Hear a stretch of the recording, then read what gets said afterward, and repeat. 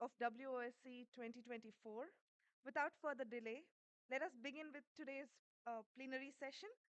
The chair of the session will be Dr. K.J. Ramesh, former Director General of India Meteorological Department.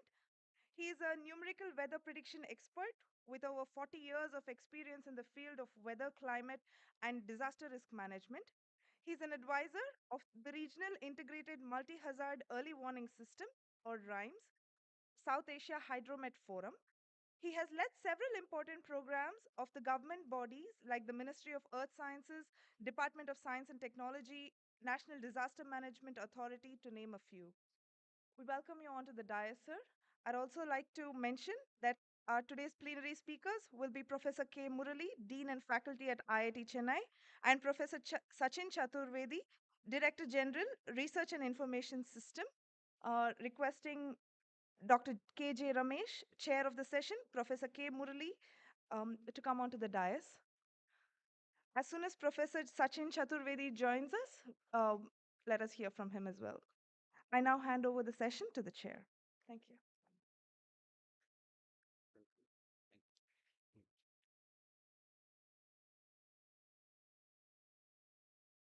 Very good morning.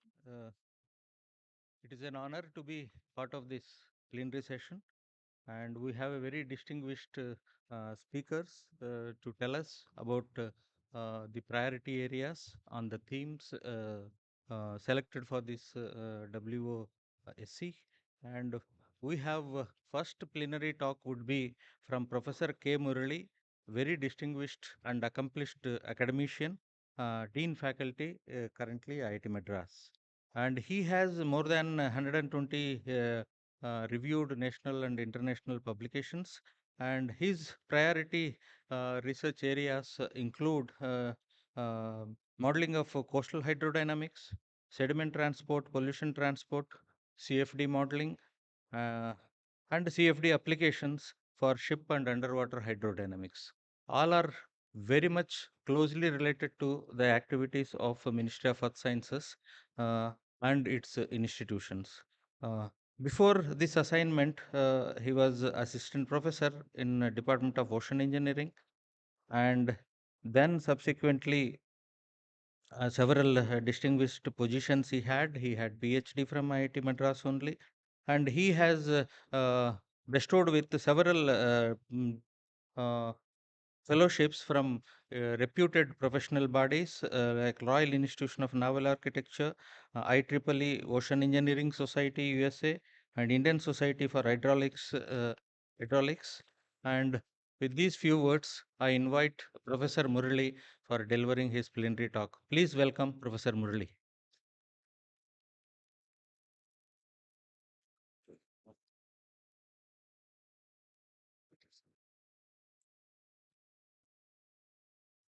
Good morning. Good morning to all of you. Hope you are enjoying the weather in Chennai and the atmosphere in the research park.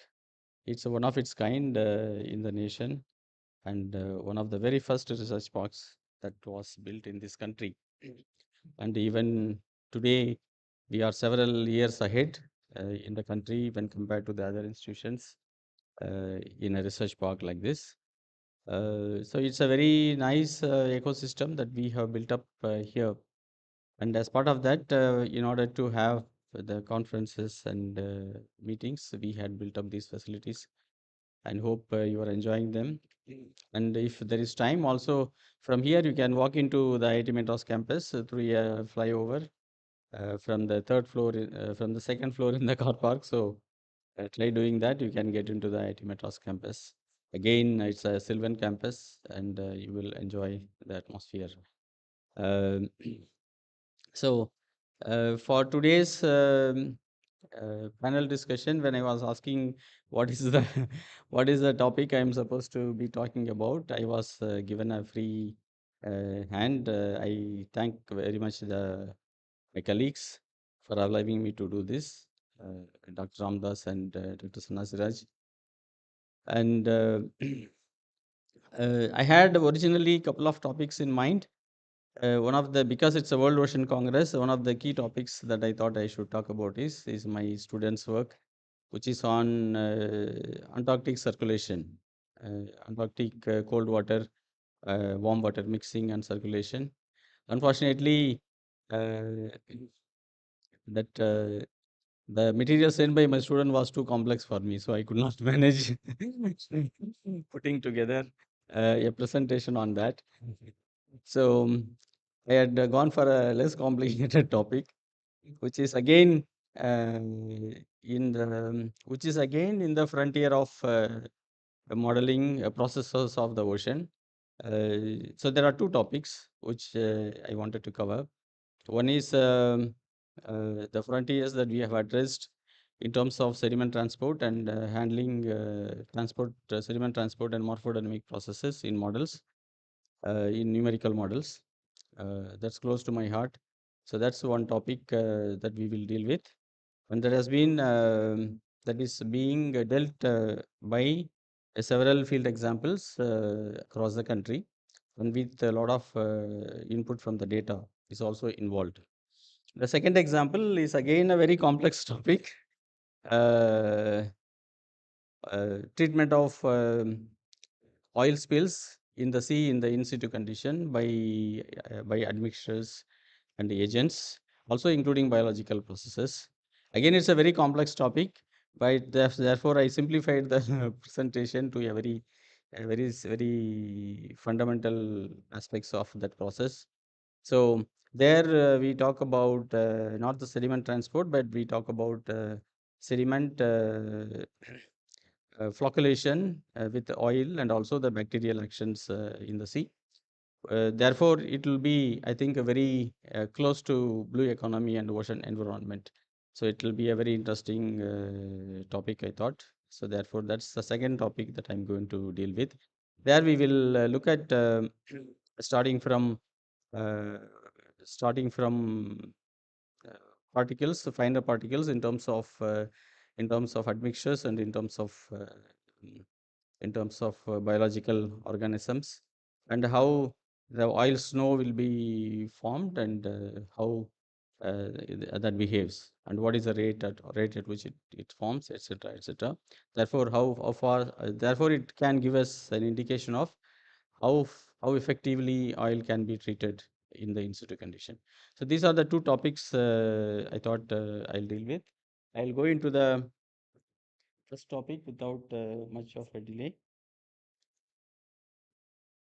Yeah. So here we wanted to address this particular topic of uh, sediment transport and management of navigational channels in the estuaries. So here I'm talking about the project that we have carried out in the Hooghly estuary for Haldiada complex, and it's one of our pet project and most effectively carried out. Just to give you a feel of what is the estuary.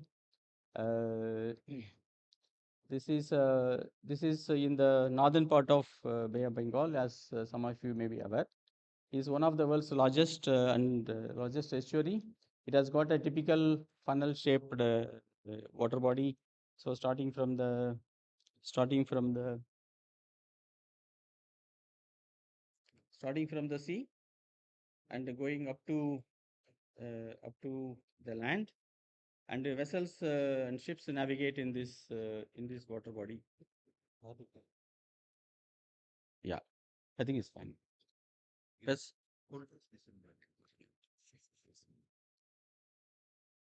That's okay. Yeah. Ships navigate in this water body, starting from the the deeper part down below.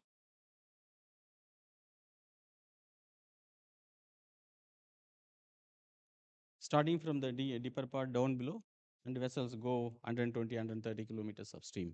Also, smaller vessels go further upstream into the land. Just to give you an idea of the dimensions, the breadth and cross-sectional area at the mouth is about 25 kilometers, and the area is about 16 hectares in cross-section. It's a very well mixed estuary. So in terms of the three-dimensionality, It won't have much of a three-dimensional circulation except for the deeper portions over here.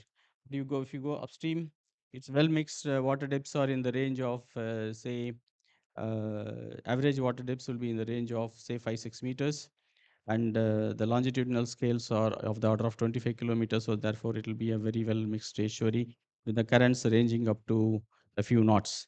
So, so therefore, the seawater mixes very well with the estuary extending up to 20 kilometers upstream.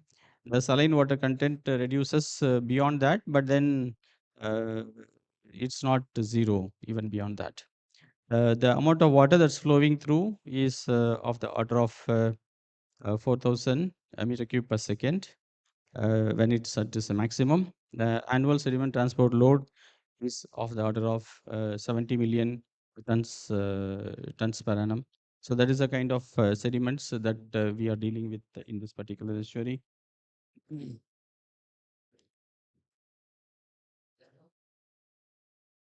Yeah.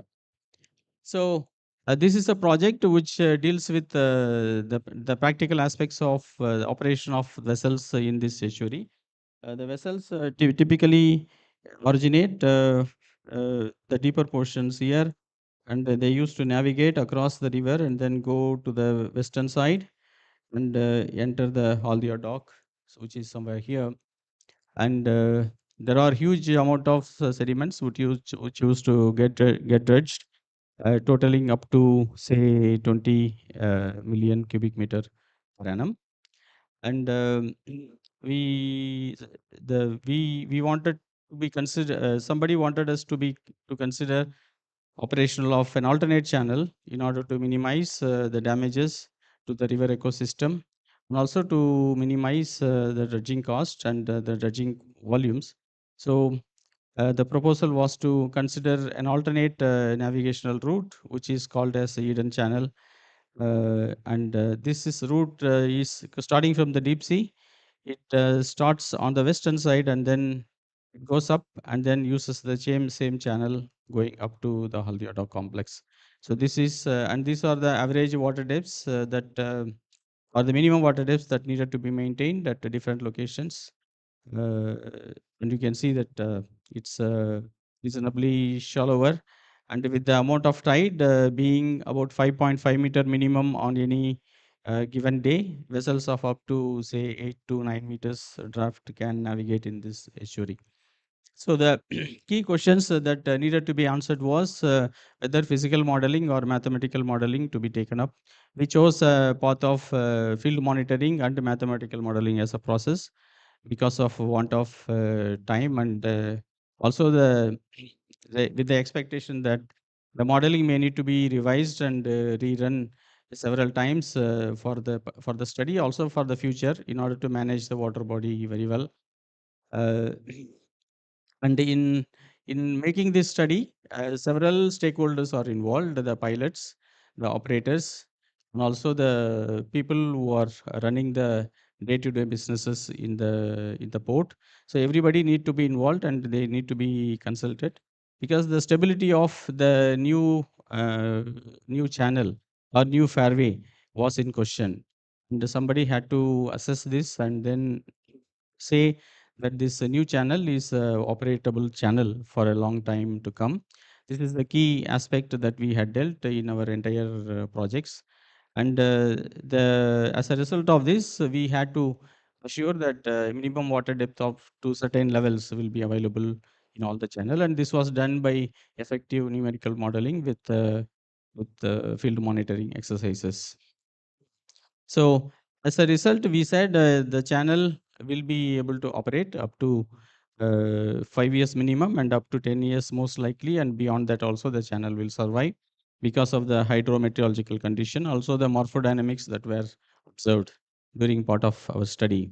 In the next slide, I will touch upon what are the key elements of the study in order without going into the details, and that will give us an idea as to what other aspects have been considered. Okay. And we also considered a combination of see, once you stop dredging, the old channel closes and the new channel is also closes as an extreme unlikely event. And then in that case, how the port will revive itself was also a question that had to be answered. and also assessment of wave climate for short and longer terms, and assessment of morphodynamic changes by means of siltation and sediment transport had to be assessed also. And therefore, in order to continuously keep track of what is happening, we had also coined a monitoring exercise for the water depths for the entire navigational fairway, and almost every week we have a new data set that's coming. This also gave us a lot of new data for doing our uh, activities in terms of development of new models, in terms of understanding modeling requirements, and in terms of understanding the different regimes of the sediment transport and morphodynamic models. So therefore, that's a added value that was generated out of this project. So as a result, we had said the Eden channel is a operatable channel.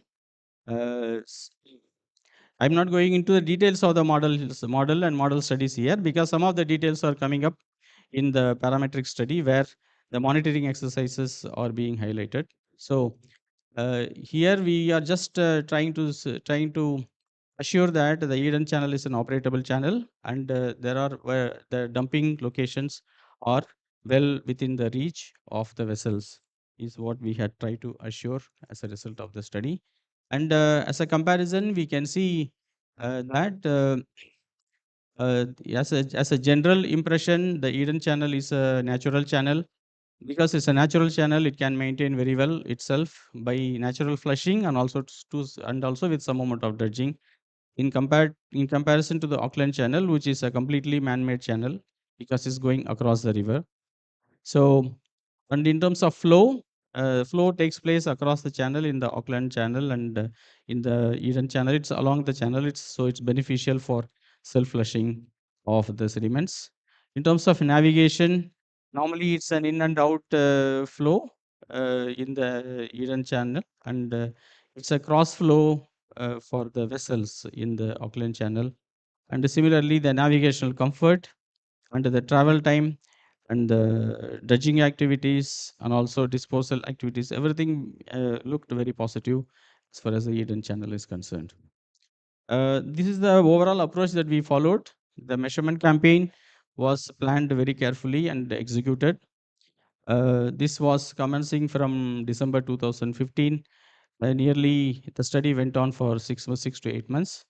Then collection of historical data of the river, of the currents. Also, there are several islands in the river. The islands need to be understood because they keep changing their positions, and what are their likely extreme positions also needed to be understood. And this had to be combined with mathematical model studies in 2 and 3 dimensions.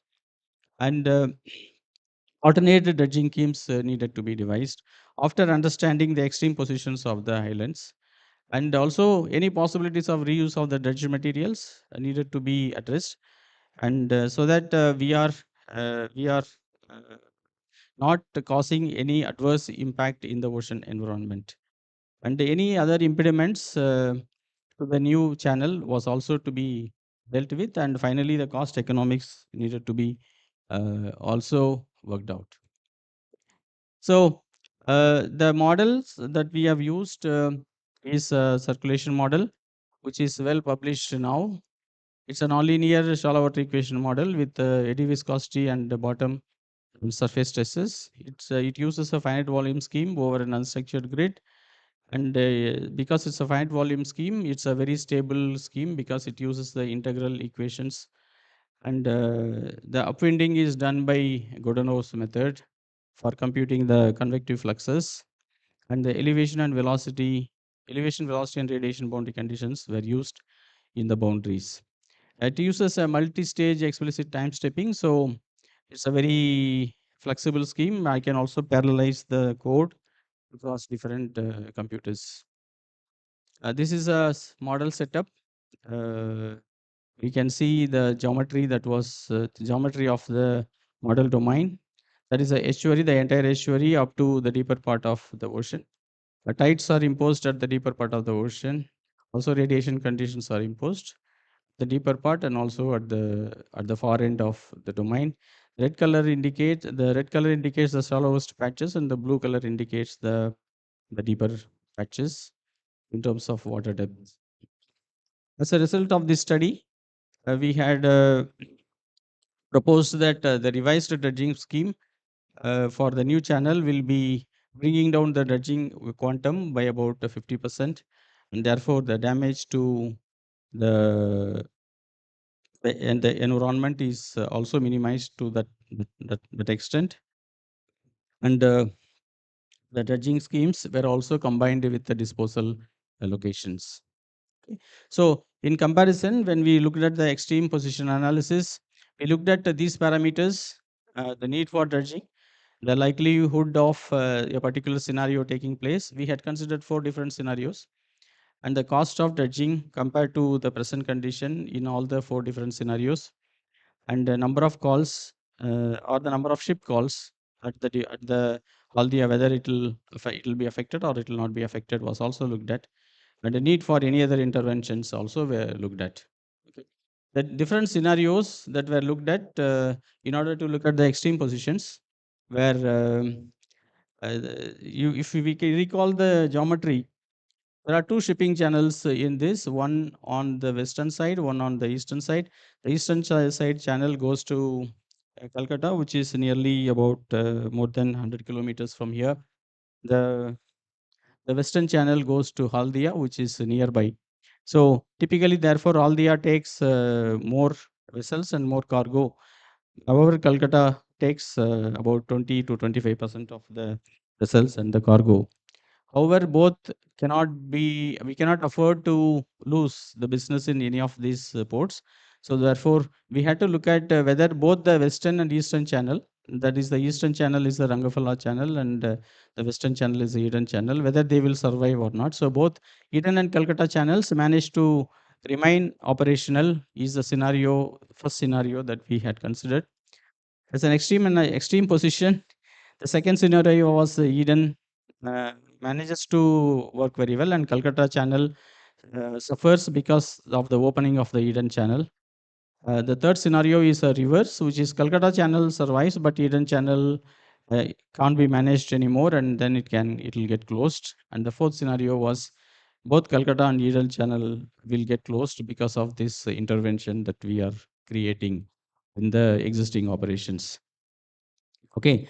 In the likelihood analysis, we have concluded that the first scenario is a very likely scenario, and now this project was completed in 2016.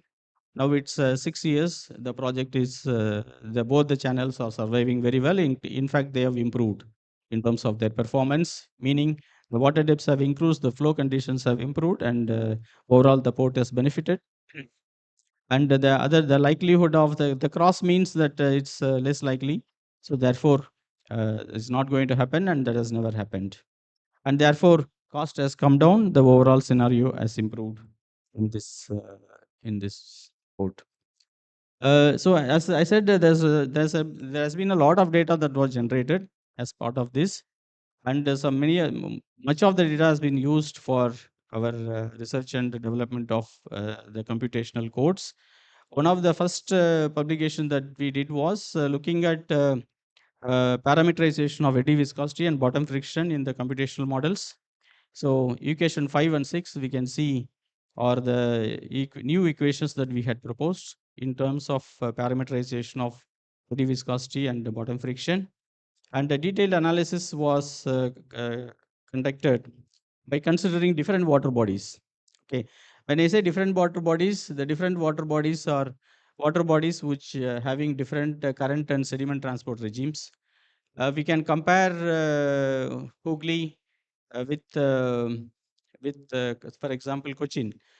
The Cochin port operates in a water body which is relatively deeper, but then the current magnitudes are of the order of say maximum 1 meters per second, and on average you can say that it's about 0.7 meters per second, whereas in Haldia typically the average currents are of the order of say 1.5 to 2 meters per second, much different, and the water depths are very shallow, and therefore the sediment transport regimes also are quite different, and the sediment constituents also are quite different. So therefore, we had done a parametric analysis between eddy viscosity and bottom friction, considering them to be constant or considering them to be parameterized as per equations 5 and 6.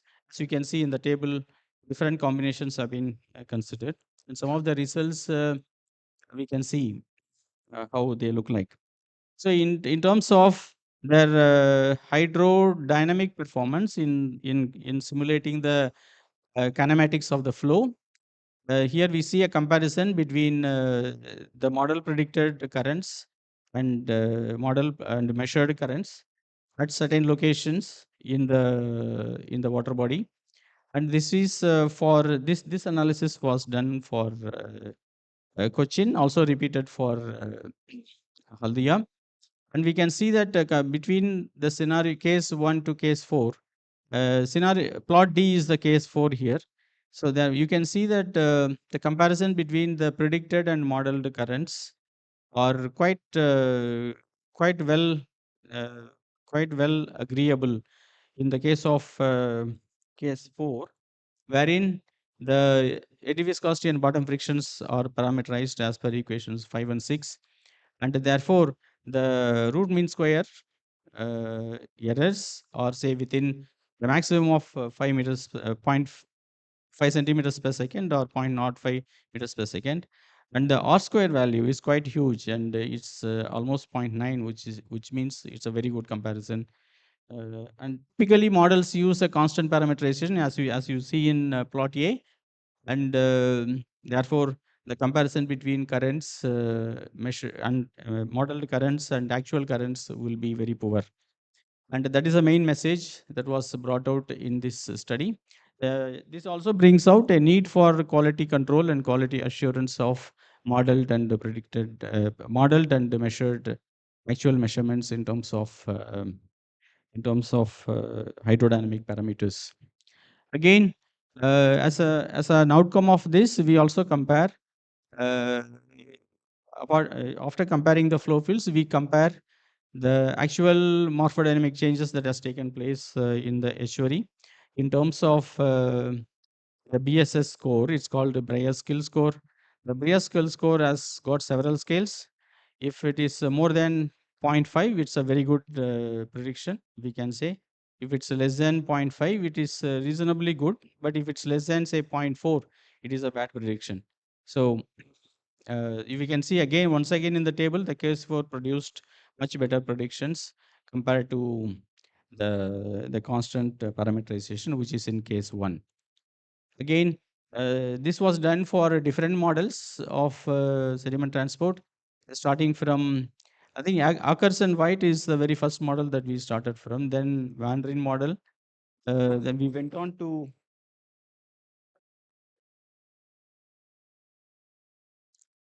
to extend this to um, the Young and Lim model, and eventually we had come out with a new model for ourselves for different water bodies. And this table also summarizes some of the critical parameters in these models, and their limitations are also uh, brought out in columns 3 and 4 in terms of their applicability and in terms of their actual use of actual uh, validation in the field. And therefore, many of these models have got several limitations, and most of them have been developed using field data, using experimental data in the laboratory. They have never been, some of the models have never been compared in the field. So therefore, that was also a limitation which we try to address in this process. So as a result, we had come out with a parameterization that was equation 5 that we saw earlier in terms of eddy viscosity. When this parameterization was done, the error in the flow variables is restricted to plus minus 12% in terms of in terms of kinematic variables. This error can go beyond 15% while using a variable epsilon parameterization, and also keeping the constant bottom friction parameterization, which we are not recommending. As far as the goodness is concerned, the variable bottom friction and epsilon parameterization produces very good results in terms of the spatial variations of not only the flow, also the morphodynamic properties. So we can compare here and see how the flow is reasonably well captured in terms of the variable parameterization and how they behave very uh, very unreasonably in terms of constant parameterization. It doesn't take care of the local changes in terms of currents and in terms of shear, horizontal and vertical shear in the flow. Also, the bed profile changes. Okay. And as a result, we also ended up developing a new sediment transport model for calculating the total sediment transport. If you go back to these models are most commonly used approaches for calculating sediment transport and morphodynamics. Typically, we need a model which can give us the total sediment transport due to the flow, and therefore we can calculate the bed level changes. And we envisaged that a new model, and some of these models were working very well in terms of very active hydrodynamic scenario like Hooghly estuary, but did not perform very well in in Cochin type of estuaries where it's a very moderate and mild hydrodynamic condition. So we thought a model which can be applied across the two different regimes should be available for effective prediction of hydrodynamic parameters. So we ended up going for a development of a new model in terms of the total transport QT, and in order to highlight some of the differences, we can see the comparison of bed level changes. A is the measured one, and the remaining 5 are the modeled ones. None of them produce a reasonable comparisons in terms of BSS score for the sediment for the morphodynamic changes. We can see here the best model was Acker and White model. Next best was Van Ryn model, and they produce about 0.55, and that is the best we can achieve. Whereas this remains in the good regime, and doesn't move towards the excellent regime in terms of the BSS score. And similarly for Cochin, this is a comparison for Cochin. The England and Hansen model produces the best results, whereas the other models don't work very well. So if somebody ends up using the same model for different scenario, they don't get good results in certain scenarios. So this barrier we wanted to break, and a new model was developed, which is given in the highlighted portion here. This was published already very well, and the new model takes into account of the critical the Shields parameter phi or theta, and also it takes into account of a threshold water depth, which is very much required with a alpha parameterization. And in the for example in the left side plot we can see it whereas Van Ryn model produces across the different range of shield parameter very unreasonable sediment transport estimates, the new model produces very reasonable estimates.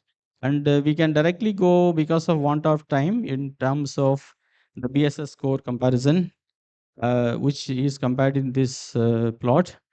With respect to as a result of the new model, in Cochin, the Breyer score has improved from 0.48 to 0.57, and the same model, when applied to the Hooghly estuary, also produces the best BSS score as a 0.68 from 0.55, which was from the Acker and White model.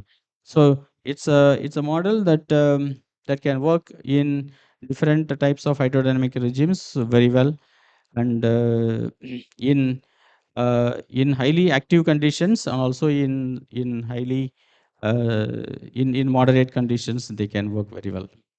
We also ended up developing a new pickup and drop functions for morphodynamic modeling. They are in the Exner's equation in terms of sediment generation and sediment loss, and again they are compared to the Hooghly estuary with the measurements. Once again, we can see that the Breyer score is produced very high, 0.61, and similarly That was similarly a pickup function also was developed, producing a Breyer score of up to 0.78. So finally, a mud transport model also was developed in this exercise, and the mud transport model is typically useful when the seabed conditions are typically post monsoon, where there is a mix of clay, silt, and there is a thick layer of mud moving along the bed. And in such situations, the mud transport model is very effective. And this model again ended up producing very high Breyer skill scores compared to the constant parameterizations. So several of these models have actually been well published, and they are they are in the literature. One can refer to them. Okay, coming to the second part, within 5 minutes I can finish. Is that okay, Tata? Okay, this is this is our new work, effect of biopolymer concentration on the kinetics of marine snow formation is is the topic. Basically, the biopolymer is produced in marine organisms as a result of as a result of their biological activity. And this biopolymer is basically an outside coating in the marine organisms. And when this interacts with the oil particles can be absorbed. So we are just looking at the biopolymer action with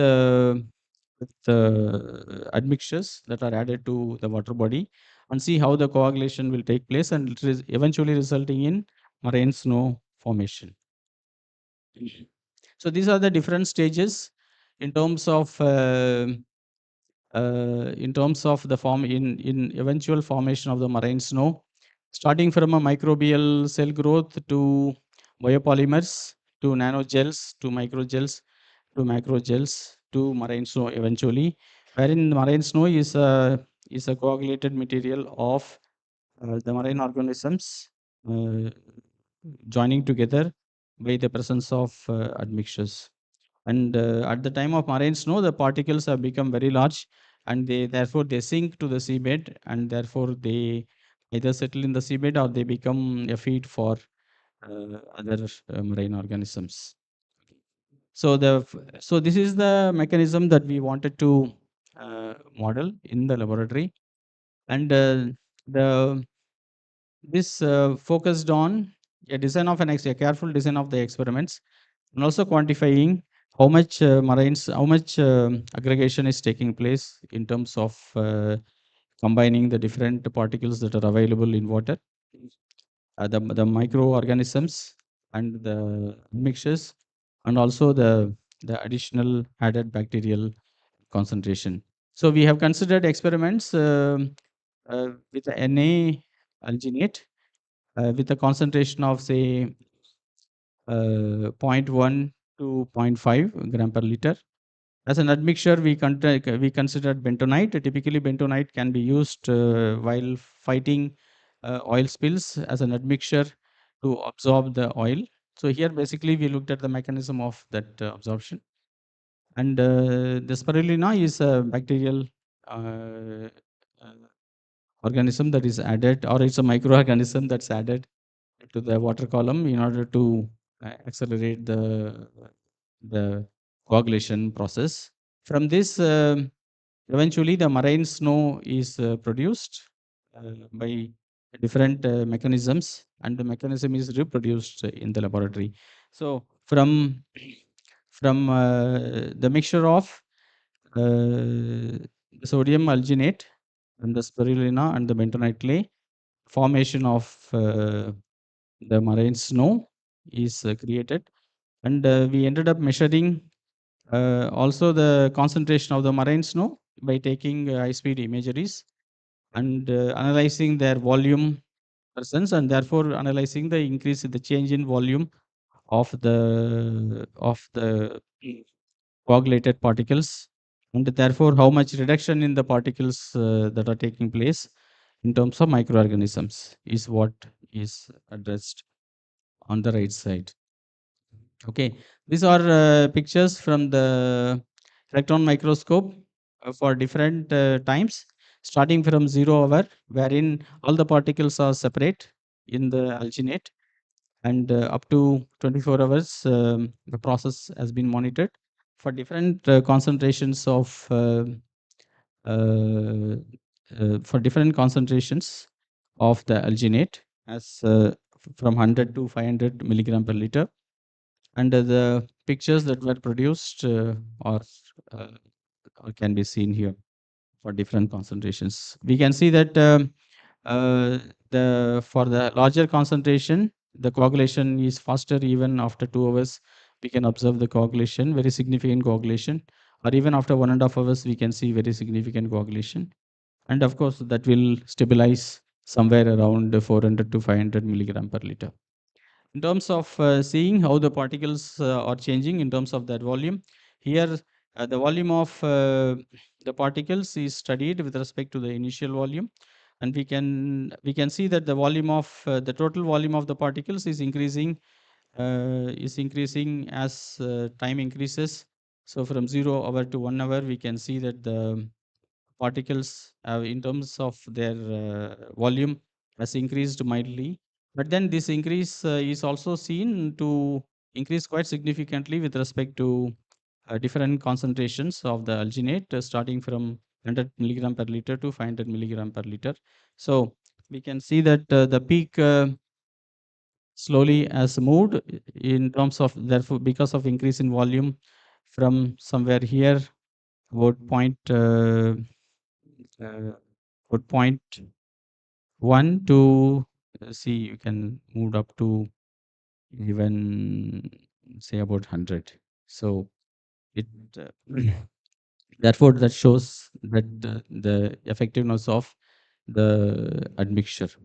Again, the velocities of the marine oil snow has been measured, the settling velocities. The settling velocities are important for estimation of their effectiveness.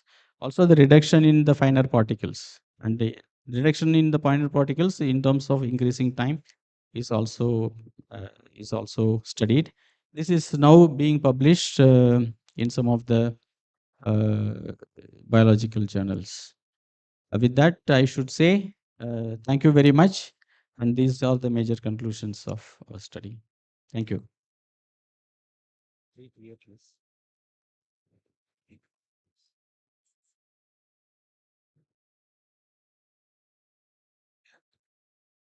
Wonderful insights Professor Murali has brought in terms of maintaining viable ports from the sea affected by frequent sediment transfer.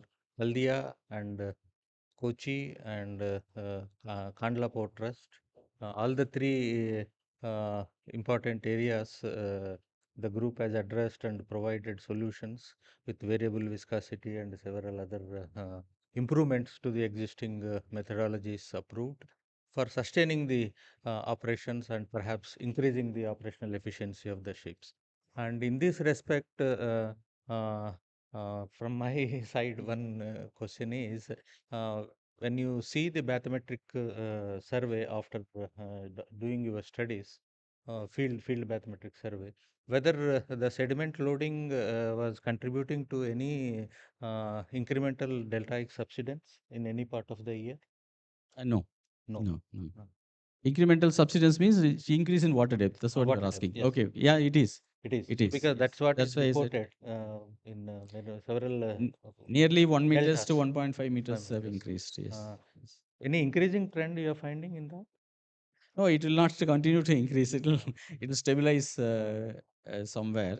Uh, Uh, but this is still a work in progress. Work in. So we have to continue to monitor and see where it goes. And where did you find this marine snow forming? Marine snow typically forms when Any of our Indian yes, this? yes, in coastal areas, and also Okay. sometimes in deep water it Okay. forms Deep water. and it settles mostly in the intermediate waters. Okay.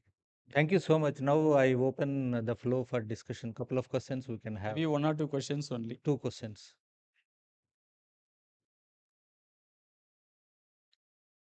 Okay.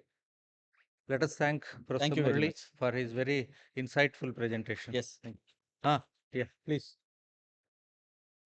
Yes.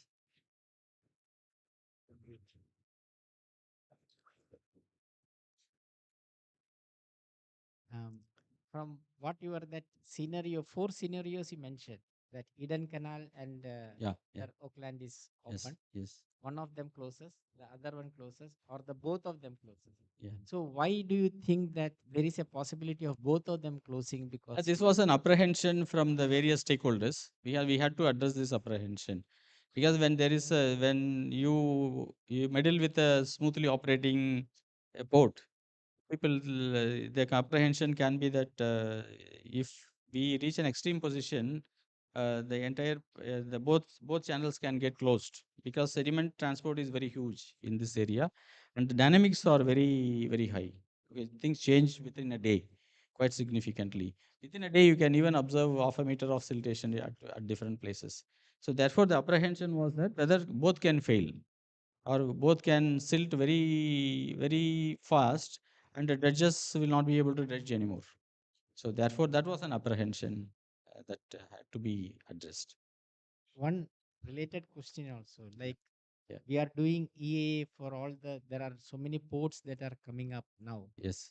So we are doing an EAA for one port, then the next port, but there is no cumulative EAA. There is a regulation that's available for any EIS study. 15 meters radius has to be considered for doing the cumulative effects. In some of the projects, we have addressed the cumulative effects also. There is a regulation for this now. Thank you, Thank you very Vivekanand ji. much. Thanks very much, everybody.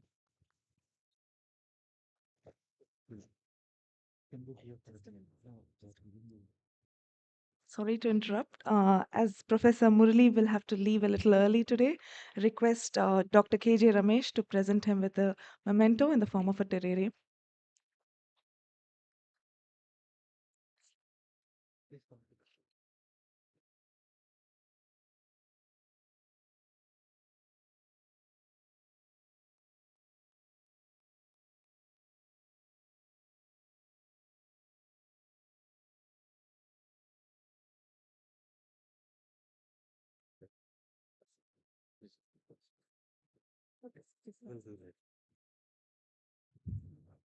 I have the pleasure of introducing next plenary speaker of the morning, Professor Sachin Chaturvedi, very distinguished professional, serving as Director General for Research and Information Systems for developing countries in New Delhi, based think tank, and he works on the issues related to development economies involving development finance, SDGs, and South-South cooperation, apart from trade, investment, innovation linkages with special focus on WTO. Professor Chaturvedi has consistently endeavored to build institutions and launching of networks both at national international levels. He is credited with launch of network of southern think tanks and Forum for Indian Development Cooperation. He has also created Delhi Process, a major forum for exchange of ideas on South-South and triangular cooperation. Professor Chaturvedi has been part of several important initiatives of Government of India and always takes keen interest in transforming economic policies towards integrated evidence-based approaches. He is one of the foremost commentators on India's external sector economic engagements and partnerships. He is considered as most dynamic and affable by his peers, and he's mentored several bright scholars and researchers to build skilled people in this particular area of WTO and associated issues. He has authored more than 22 books, apart from contributing several chapters in several other national and international publications. And he has been on the editorial board of several journals, including South Asian Economic Journal, IDS Bulletin, Sussex, UK, etc. His book, Logic on Sharing Indian Approach to South-South Cooperation, has been acclaimed internationally very well, and several uh, prints or editions are brought out of that particular interest. And now Professor Chaturvedi also serves as a Global Justice Fellow the Macmillan Center for International Affairs at Yale University, uh, and has been serving as visiting professor to JNU Delhi and developing country fellow at the University of Amsterdam and visiting fellow at Institute of Advanced Studies Shimla and visiting scholar at the German Development Institute and many more. So he is an independent director on the board of Reserve Bank of India also currently. So very distinguished person. I have great pleasure in inviting Professor Chaturvedi for his plenary talk. Please welcome Professor Chaturvedi.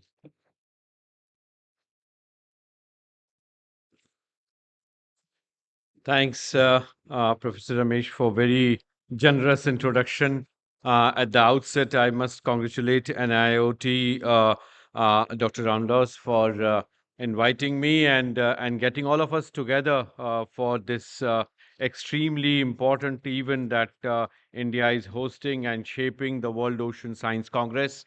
That has given opportunity not only for bringing in the dimensions which are important in terms of how we manage our oceans, but also in terms of how we evolve the trajectory of science, technology, and innovation within the remit of ocean management. We just heard Professor Modley. I think the effort when we shape STI, science, technology, innovation, for ocean studies is also important in terms of how the geopolitics is emerging around oceans, and the sustainability component is that much dependent on how we bring in these dimensions for engagement. The idea here that today I want to capture is in terms of ocean science and its governance, along with the nature of instrumentalities that are available to Indian Ocean countries across the rim. As we know, there are 20 countries which are on the rim of the Indian Ocean. The idea of scientific exploration, the idea of its governance, the idea of sustaining biodiversity, life forms within the ocean across, I think, are extremely important. What we are seeing right from the beginning is more in terms of we bringing in, starting from 1992 onwards, when we had the Rio Earth Summit, bringing in the dimensions where specific efforts have been made, and have been made in terms of how the Millennium Development Goals and subsequently the Sustainable Development Goals (SDGs) have emerged. And as we all know, SDG 14, there are 17 Sustainable Development Goals, and I see quite a few students here. I think it would be important for students to appreciate the fact that out of 17 SDG goals, at least there is one goal, goal 14, which is completely dedicated to the way oceans are looked at. And this dimension is in terms of we taking the issues forward for us to see how the loss that we are having in the marine life, the targets that are there for us in terms of its management, in terms of bringing in the coastal ecosystem, and also trying to bring in, as today and yesterday you might have seen in newspapers from Abu Dhabi, the news is coming in of the WTO negotiations, of how WTO, the World Trade Organization, is looking at in terms of subsidies that countries are giving to fishing sector, and also the concerns that the sustainability component brings in when it comes to the issues related to trade.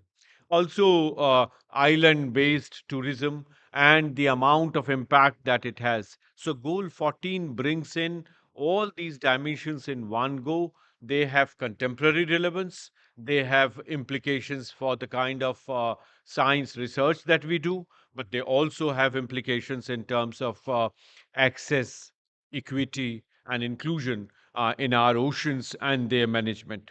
Issues are also, I think, important when we look at the UN decade that came in for ocean science and sustainable development, 2021 to 2030. That's also the 2030 development agenda that we have, where sustainable development goals are likely to get closed. But as we saw during COVID crisis, the SDG implementation got derailed. According to the UN, at our Indian G20 presidency, the UN Secretary General said that so far world has achieved only 12% of SDGs. So you can imagine the huge burden that is there, particularly in terms of the governance that is there, and the issues which are important in terms of identifying the priorities that are needed when it comes to ocean and their governance. The first and foremost that is recognized as an important area for our cooperation in the region, and where Indian Ocean countries can certainly bring in greater cohesion in our action agenda. Oceans are for everyone, and everyone has to see that the protection is not only initiated, but those initiatives are nurtured, sustained, and taken forward with specific milestones and goalposts. And that requires us to see how ocean systems, their biodiversity and seabed, the efforts of the Seabed Authority, the International Seabed Authority, and also our socio-economic implications, the whole fisheries communities across the global south. And you would see the developing countries or the least developed countries are more dependent on oceans for livelihood security. And that part has huge socio-economic dependence. Also, in terms of how we look at the hazards which are coming in, the warning systems that are there, and also the observatories and the necessary data system that are required. We have also seen this in form of the ocean literacy, both for SITS, the small island developing countries, and also the least developed countries, LDCs. This largely also sets the stage for us to focus on the stakeholders that are there. And that's where global consensus on ocean conservation are emerging as very important areas. The Indian Ocean Rim Association, IORA, which is intergovernmental initiative, but IORA also has an academic platform. It also has academic journal that focuses on interdisciplinary issues. Science part of ocean governance is now getting more and more intertwined with the idea of sustainability. And I'm extremely delighted that the theme of this conference is not just about ocean science, but it is bringing in blue economy. And friends and colleagues, it is important for us to realize what blue economy entails. And the moment you say blue economy, people's imagination goes to fisheries or oceans. Blue economy is much wider concept, and I think in its totality we need to understand and appreciate the efforts that are there. In this slide, I have tried to capture what specific initiatives have been launched by IORA for taking blue economy forward. And fortunately, our diplomats, some of our policymakers have been pushing in this idea of blue economy, India's sort of privilege in terms of providing leadership on what nuances are they for defining blue economy. There are huge contestations in terms of what we should cover in blue economy, what are its facets that should be captured. But one important dimension that blue economy brings in, and if you see here the ministerial conference in Mauritius in 2015 and Blue Economy Working Group 2017 to 2021, my institute RIS had privilege to be part of this working group, and we have contributed two chapters in the report that has come out of the Blue Economy Working Group.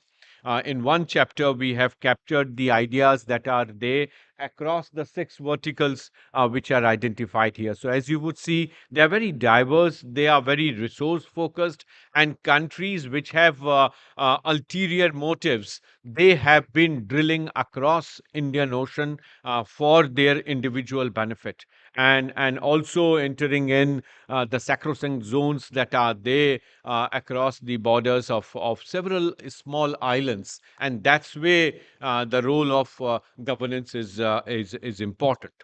China and China's movement across Indian Ocean is a matter of grave concern for all those who are concerned about biodiversity conservation, about the population of fishes across the region, about the critical minerals which I have listed here, and also in several countries, including in our neighborhood with Myanmar on the offshore energy grilling that is required.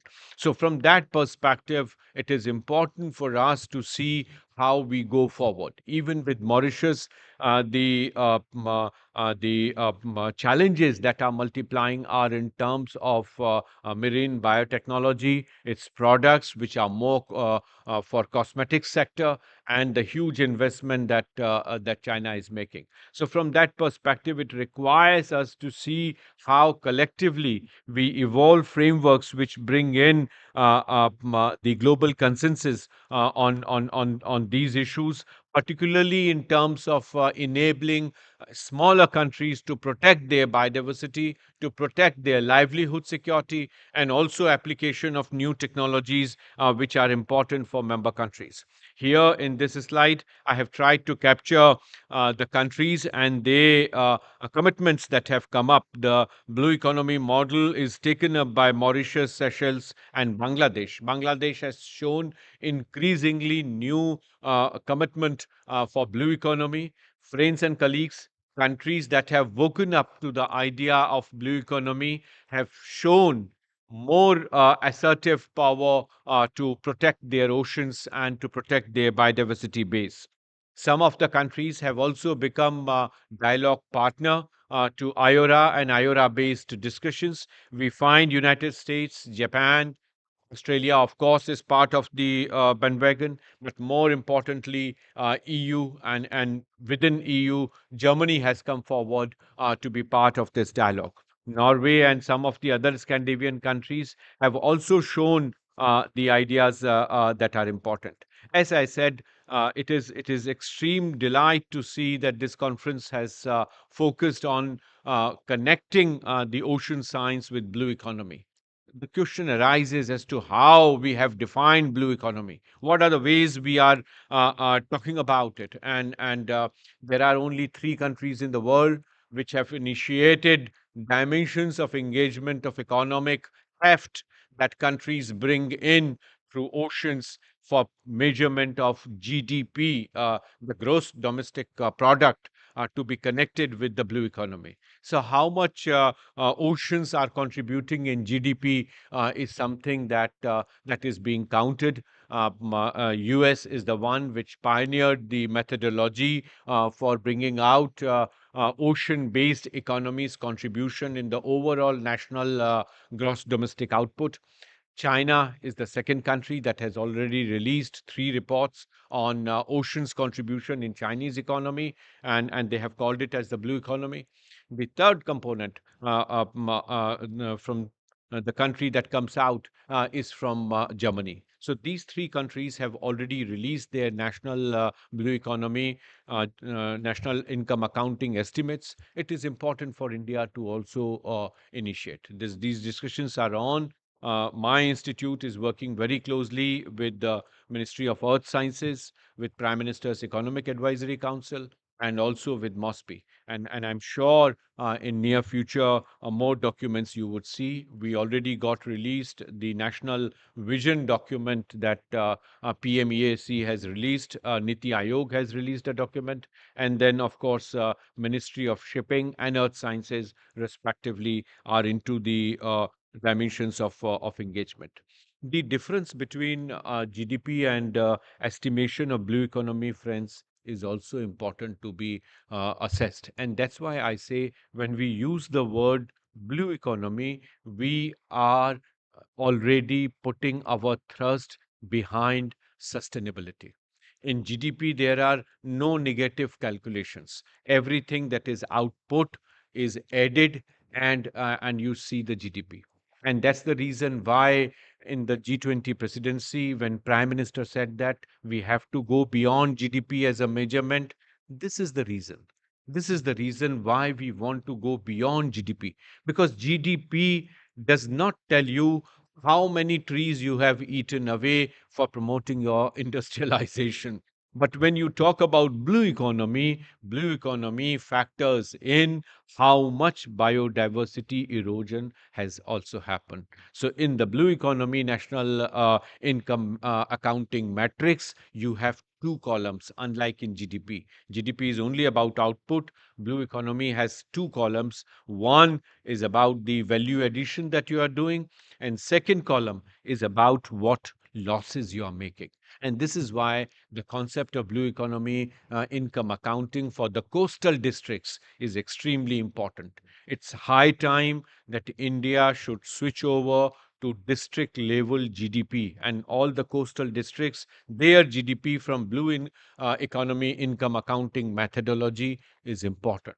And this is where we can see what kind of issues are important. The legal EEZs, as I said, have seen intrusion, particularly for small countries. For Myanmar, it is already very well documented. And now for Maldives, we are all going to see the kind of intrusion that China would have in the zones which are sovereign, which are to be protected and nurtured. So, from that point of view, it is important for us to capture what kind of issues are there. I have already covered this slide by saying that more and more countries have got into it.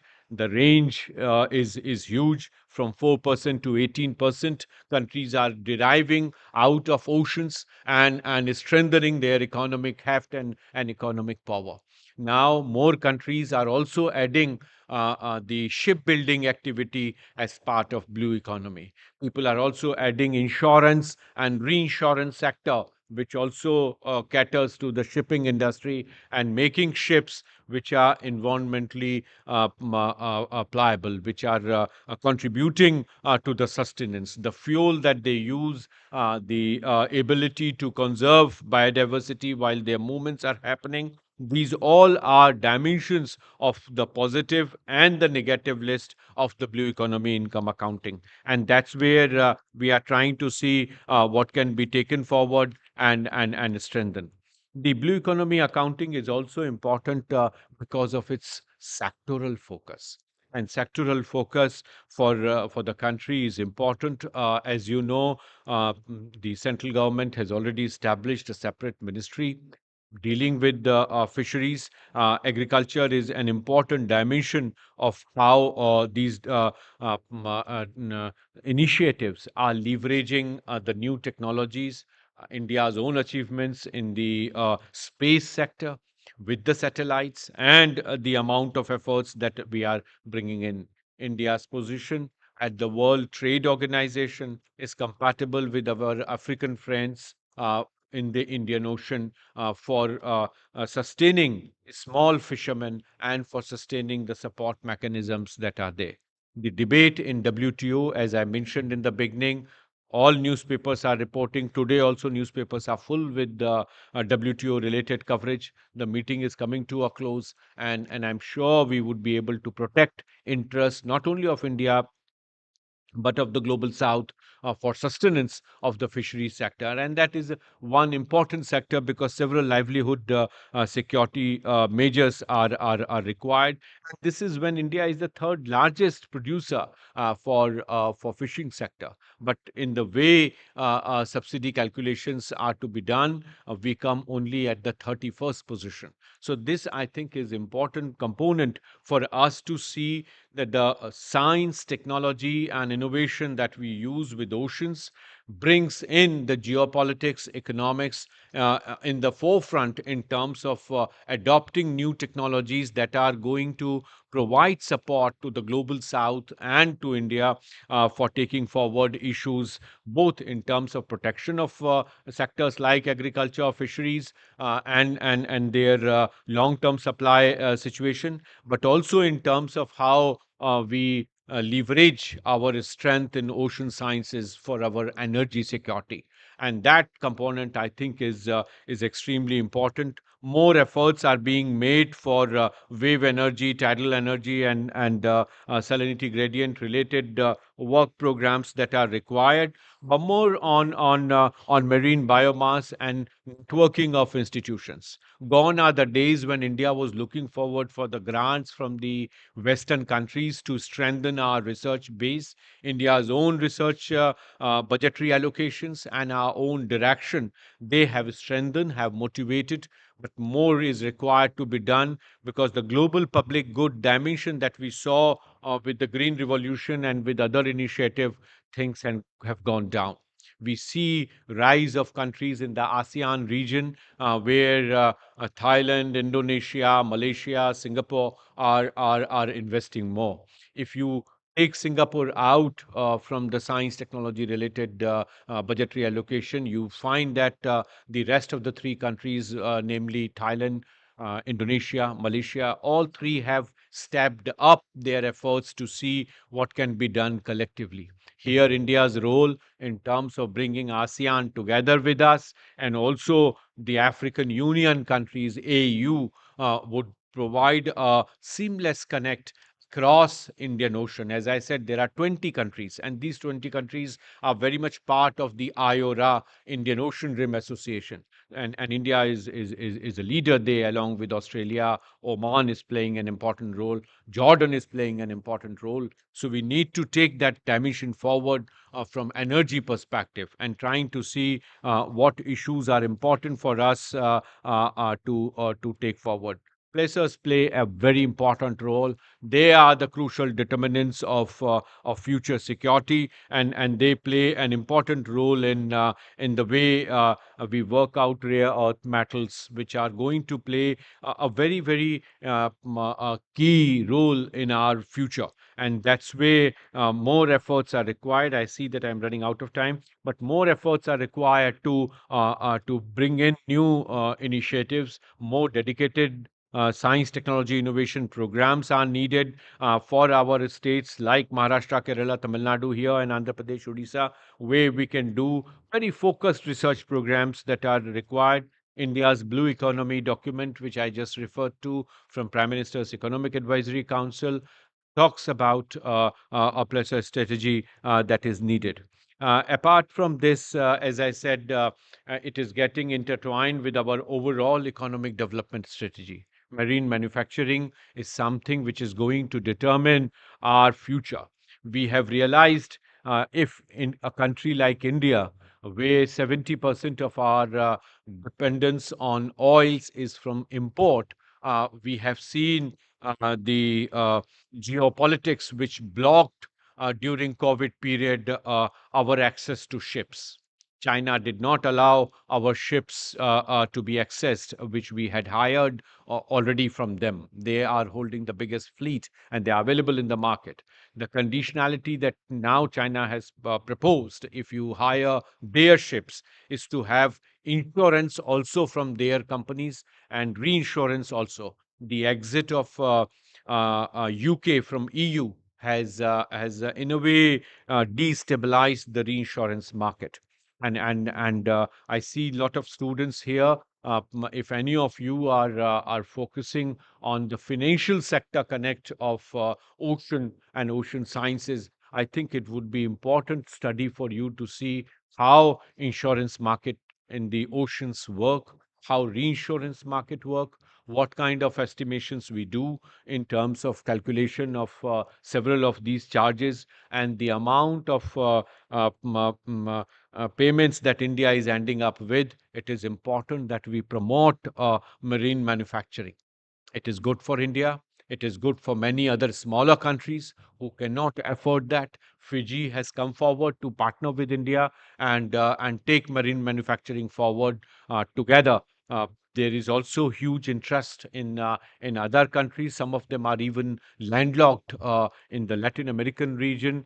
Paraguay and now Uruguay with their port have come forward for partnership with India. So I think leadership is not confined to Indian Ocean, or as it is now called, Indo-Pacific. So this dimension, I think, is important to promote marine manufacturing, and that would also be strengthening our endeavors both in agriculture, marine biotechnology and areas, and also in the sectors which are related to specific efforts for energy security. Biotechnology and biotechnology related efforts have seen a lot of efforts in terms of identifying how we take that forward. There are now efforts to connect India, Bangladesh through inland waterways. We are also very keen that Bhutan and Nepal become part of this inland waterways, which are also going to be intertwined with our strategy on marine manufacturing. Several of our mega rivers, Ganges and Brahmaputra, they provide us the bandwidth for leveraging this marine manufacturing strength, and that part I think is extremely important. Associated with manufacturing are the services sector. Marine services sector has emerged as a major dimension, and India is really very well placed to have this huge 30% share, according to our calculations, in the blue GDP that we are talking about. We have also tried to see the sectors like I mentioned earlier, financial services. And for our young students, financial services associated with marine sector, and students who have a science training in marine would be well placed to diversify after their first degree into financial sector and get into the financial services or transportation services or even trade activities with their knowledge in the oceans. So new areas of career option are coming up for young students. The bond market, the stock exchange market have also opened up new opportunities, and they are trying to bring in as the services sector within tourism sector is also providing the dimension that we require for engagement. There are certain challenges in this, and these challenges are mammoth in terms of how we address policy forms and bring in cohesion across countries. I said earlier, geopolitics is the biggest facilitator for expansion of blue economy. Geopolitics is one that facilitates connect among the Indian Ocean countries, but that is also a biggest challenge for us because countries which are not part of the Indian Ocean are also active here. All the mega powers are active in Indian Ocean region. They use Indian Ocean for their movements.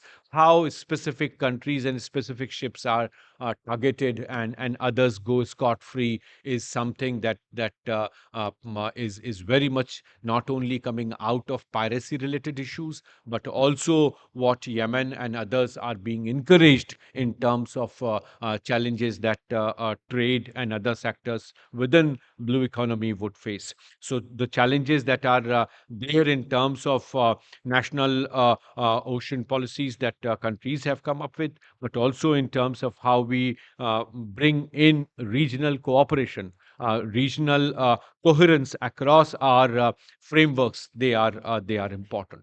The technology for fishing is also important. As WTO is discussing, day before yesterday, WTO had a dedicated session on what technologies we should allow so that we encourage sustenance of fisheries sector. We cannot just exploit and take away all fishes in our trawlers and go to our country and again come back to Indian Ocean where we just come for fishing or taking away the biological resources. The public-private partnership, the idea of regional cooperation, the idea of pooling of finance and technology for our resources, and also trying to bring in blue technology related dimensions of engagement, which bring in the indigenous development strategies, but also dimensions of our cooperation for legal regime in this for better governance, I think are important. The sector also offers us opportunities for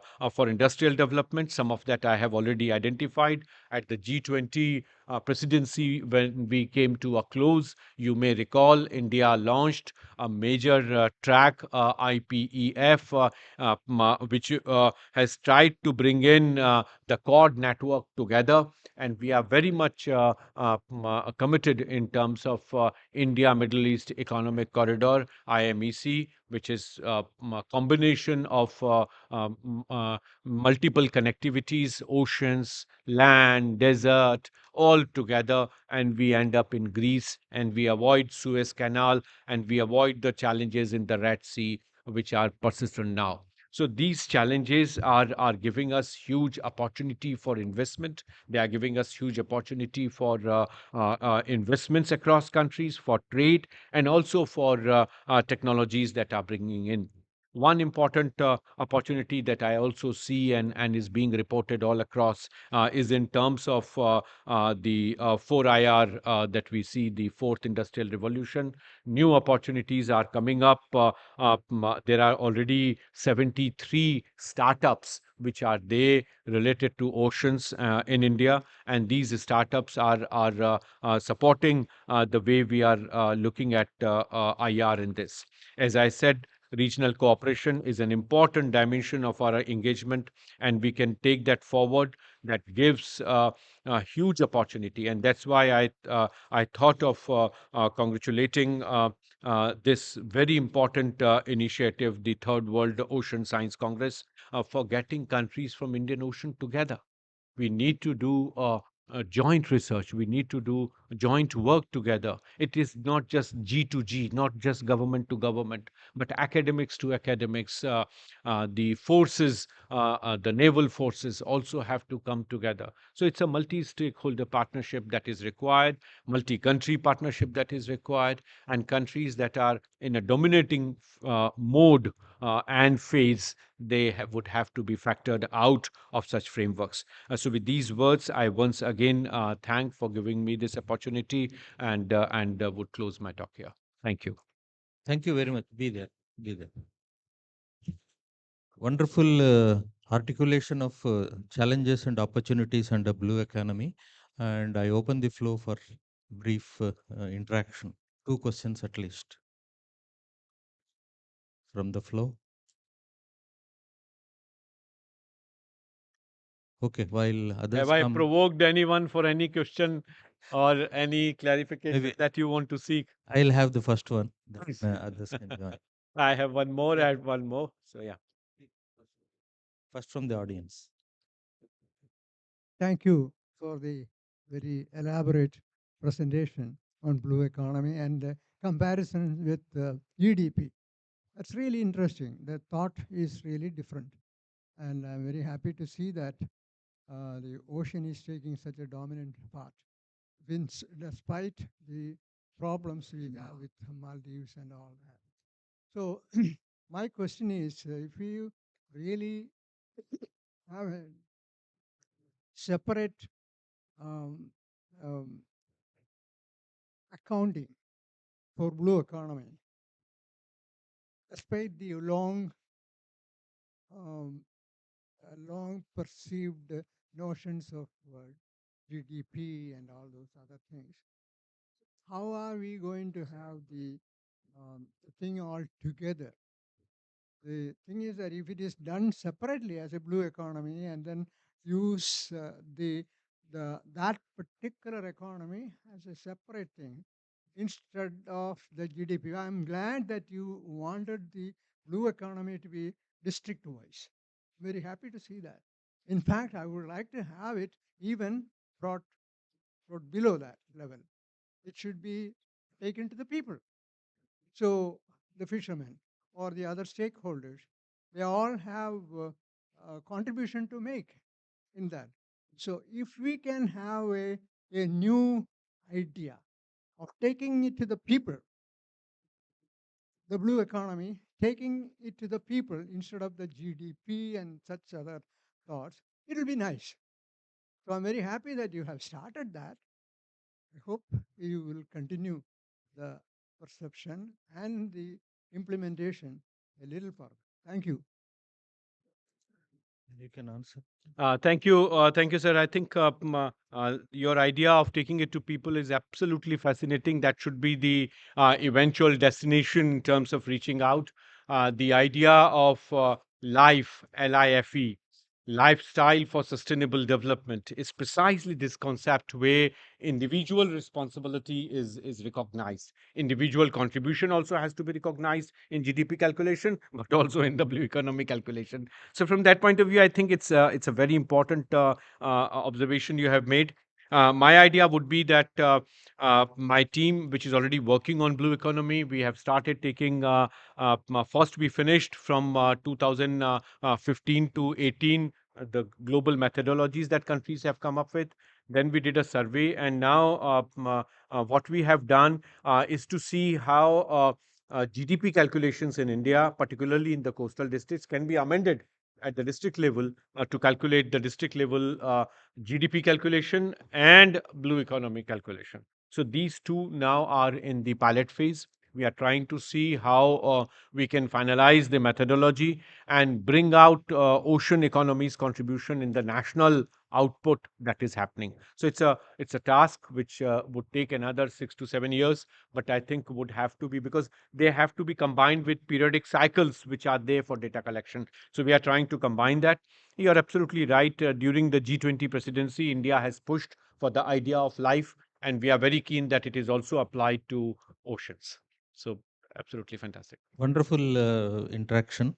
And my thing is, we have on one hand working on Sagarmala, enhancing the shipping and ports infrastructure and associated logistics also for supporting the port activity. And here we have challenges for SDG 14, particularly related to coastal erosion and sea level rise. So, any specific think tank subgroup is working on these aspects, how to sustain the targets on the shipping and ports and facing the challenges from these two. No, you are absolutely right. I think India would require our oceans component to go beyond security measures alone. Sagarmala has helped all of us to bring back our attention on strength of oceans. We were too much land oriented. And Oceans are very important, and people in Delhi realizing importance of oceans is very important. So the blue economy and oceans dimension has come forward. The coastal erosion that you very rightly referred to would get adequately addressed with the idea of blue economy taking shape. There is also a proposal which now is being strengthened to have one authority where we have representations of the Coastal Guard, the Navy, the district administration of the coastal district that we are talking about, and also other national agencies, including Earth Sciences. So that proposal, if gets through in the new government that would come after this election, I'm sure ocean governance would have a huge opportunity to go forward. wonderful. Thank you very much. One Uh, more question. yeah, please. Akshinai. Yeah, I have just a short question. When you are doing this, because your institute is working on how to account or to create an accounting mechanism for the blue economy, um, is that takes care of the disaster warnings? For example, a tsunami early warning is provided. Then the government saves, one of the estimates says that just one warning for a couple of states saves 3,000 or 4,000 crores. And we have the cyclones and storm surges as an annual phenomenon. So, do we have to account, or do we have the process to account these kind of savings? Because it, though you don't add to GDP, at least you don't erode the GDP. So, are we doing? We have a process for that. So, yeah, exactly. So, what GDP does is to capture only the value addition component of it. So, if it is going into that stream upwards, then it is captured. Otherwise, it is not captured. Recycling is not captured. The blue economy does both natural accounting and value addition accounting. And that's where losses are also captured. So if you are losing, blue economy calculations would capture them very well, but they would be missed out in the GDP calculations.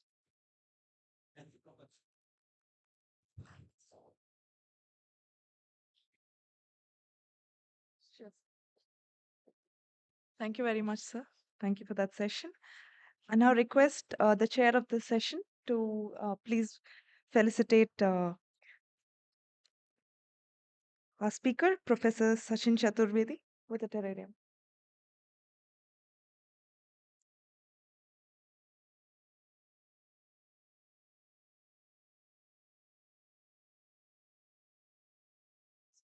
Question.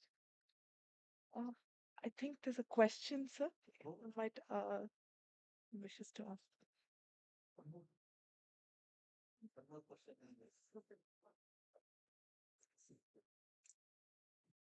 Hello. I'm sorry for the delay, No. but I have a short question. According to your presentation, you spoke about blue economy. As a economy is a vast field of action, it's possible to measure the scale at which India has already achieved in this perspective. Thank you. Thank you. Thanks for your observation. And I think, as I said, India's movement is also a movement where Global South gets connected. Our partners from African region becomes part of that. And that's the reason why during the G20 presidency, India pushed for African Union's membership and it came on the table.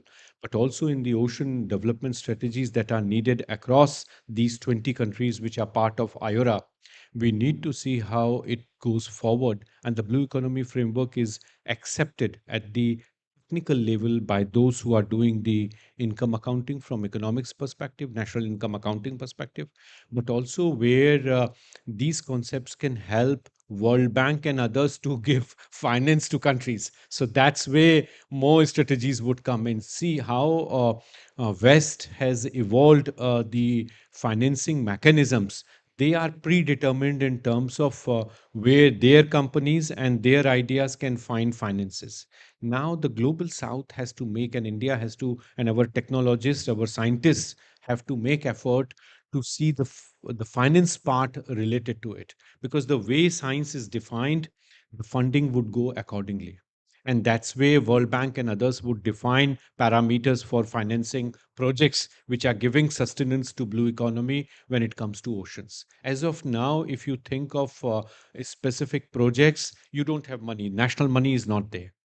If you go to international market, if the World Bank money is not available, rate of interest are extremely high. And that's why India has said that the multilateral development bank financing should be made more concessional. If Ghana has to borrow, Ghana has to pay 8% rate of interest for coastal conservation. While if Germany has to rehash the current base of ports, Germany gets the same capital at 0% rate of interest. How it happens? And this is where we need to understand the way scientists are addressing this. And that question is very vital for us to see science not just as science, but science for a tool for economic development of the countries. And that's why these linkages are important. Thanks very much. We had very good plenary talks by the luminaries. Thanks to the audience for patiently joining the discussions. Thank you. Um, Now request Dr. S. Prasanna Kumar, retired Chief Scientist and Director in charge of the National Institute of Oceanography, to felicitate the chair of the session today.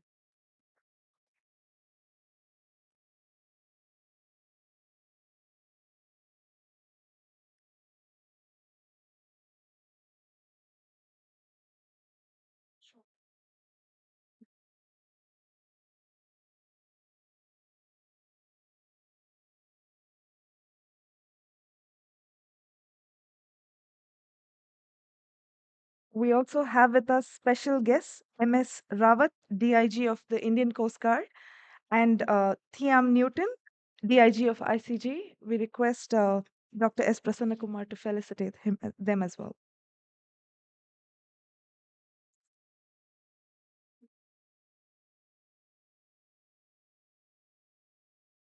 Thank you so much for your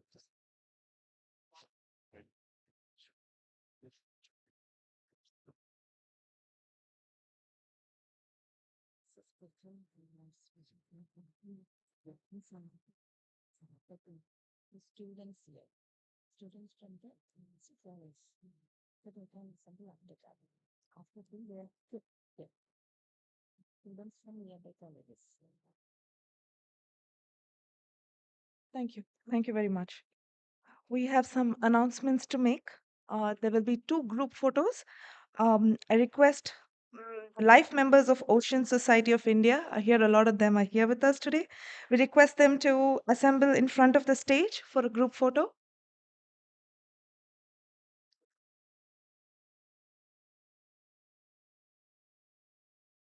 All the life members of the Ocean Society of India.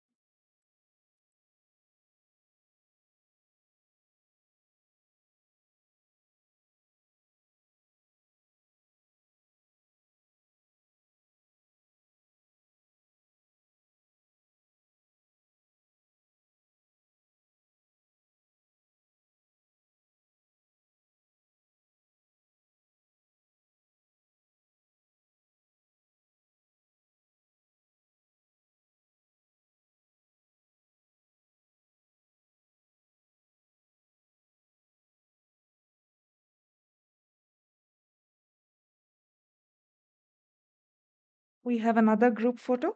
Thank you very much. All the IEEE and Ocean Engineering Society members to assemble for the group photo. All the IEEE and Ocean Engineering Society members.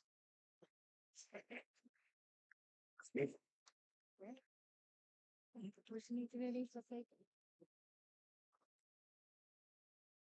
They all. Okay. All the students. Okay. All the students here and the college students especially, there will be a special interaction here with experienced senior scientists after tea at this hall. So in case your friends or students who have come along with you have left for tea, kindly pass on the message and there'll be experts who will be waiting to interact with you students. With this, we can all proceed for tea at D6 as usual. Thank you.